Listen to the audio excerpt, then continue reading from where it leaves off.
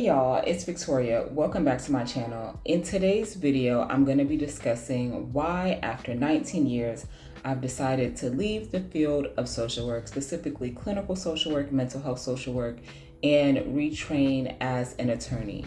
Now, if I'm being honest, I have been unhappy in my career for years, literally for years. And I just did not want to go back to school. Like, I'm gonna keep it a buck with y'all. I have 2 master's degrees already. I have student loans, and I did not want to go through that whole process again. And so literally for years, I was trying to figure out a way that I could finesse like the skill set and the experience that I have without retraining or going back to school. And I personally was not successful in doing that. I was only successful in interviewing and going for positions that I already had experience in.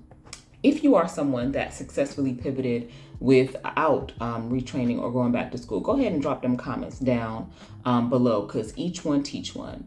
So for me, that wasn't the case. I was not able to pivot. And I was just so over it. And I am so over it. And when I look back reflectively on my career, like, I've had a great career as a clinical social worker, and I don't want this video to be like disparaging to anyone who works in the areas of mental health or social work, because, you know, it's great work and you are doing like very hard work, and you're very undervalued oftentimes. And so I don't want to pile on in any sort of way. But for me, even though I would describe myself as having a successful career and having someone that has had like literally any sort of experience that you can imagine, from management to working in hospital and healthcare settings, like literally everything, working at NGOs, I've done it all. I've literally done it all. And there's nothing else for me to do in the field. And aside from that, I'm over it. I'm literally over it. And along with just being like tired, physically tired in terms of just being drained, when I look back over my career and places that I've worked back home in the US as well as here in the UK, the roles that I've enjoyed the most always were linked in some way to working in the court system. So in the US for 5 years, I worked for a public defender's office in one of the largest cities in the US. Here in the UK, I've worked with the family courts, and I've also done like safeguarding reports in public sort of court work. And I've always enjoyed that. And so it made sense for me, as someone that has experience working within the court system as a non-lawyer, to go back and retrain as an attorney.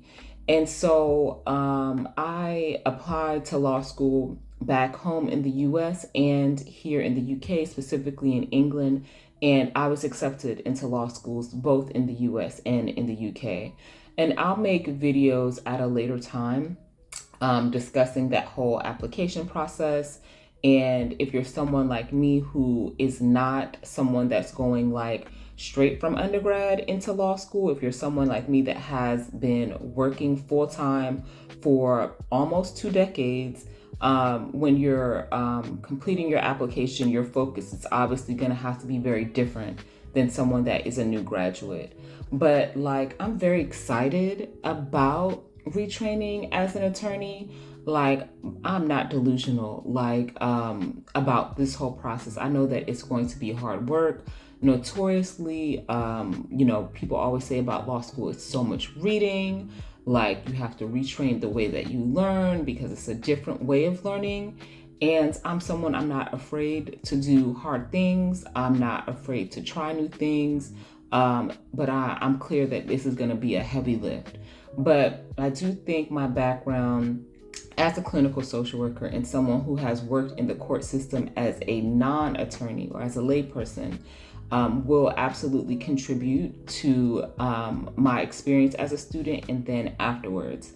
So make sure that you are liking, sharing, and subscribing to my channel, because I will make more videos about my experience as a mature learner who has gotten accepted into law school at the ripe old age of 41. Your girl don't look 41, but I am 41.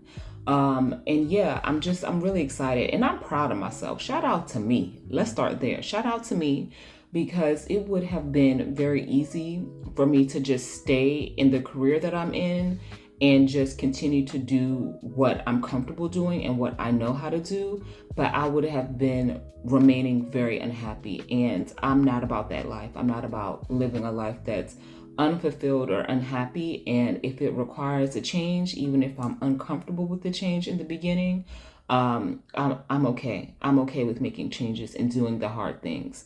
So make sure that you stick around, because I will be sharing more with you about my experience as a mature learner and someone who is going back to school. I finished my second master's degree in 2015. So it's literally been 10 years since I've been on a college campus. And I know so much has changed within that time, but I'm here for it, and I'm going to dive into the whole experience of being a full-time law student. So make sure that you stick around. See you guys later.